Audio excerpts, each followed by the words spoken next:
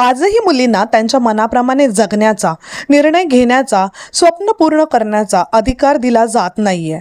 त्यातल्याच एक होत्या मुनिबा मजारी. 18 वर्षाच्या असतानाच त्यांच्या इच्छेविरुद्ध त्यांचं लग्न लावण्यात आलं. 2 वर्षानंतर त्यांच्या कारचा भयानक ॲक्सिडेंट झाला.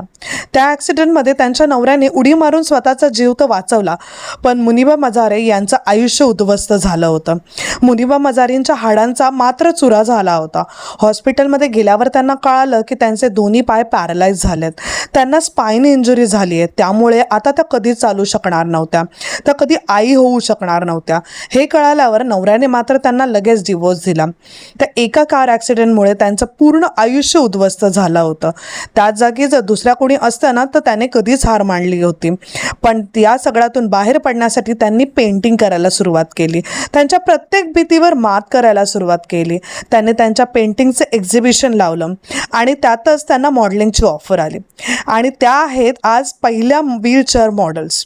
त्यांनी एका मुलाला अडॉप्ट केलं. आज त्या काय नाही आहेत, आज त्या आर्टिस्ट आहेत, आज त्या सिंगर आहेत, मोटिवेशनल स्पीकर आहेत आणि हो, त्या एक आई पण आहेत.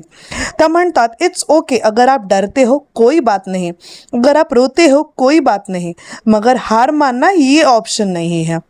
म्हणून आपल्याकडे जे आहे त्यासाठी आपण कधीही थँकफुल राहावं. आपल्याकडे जे हवं आहे आपल्याला त्यासाठी जीव तोडून प्रयत्न करावेत, पण कधी हार मानू नये. थँक्यू.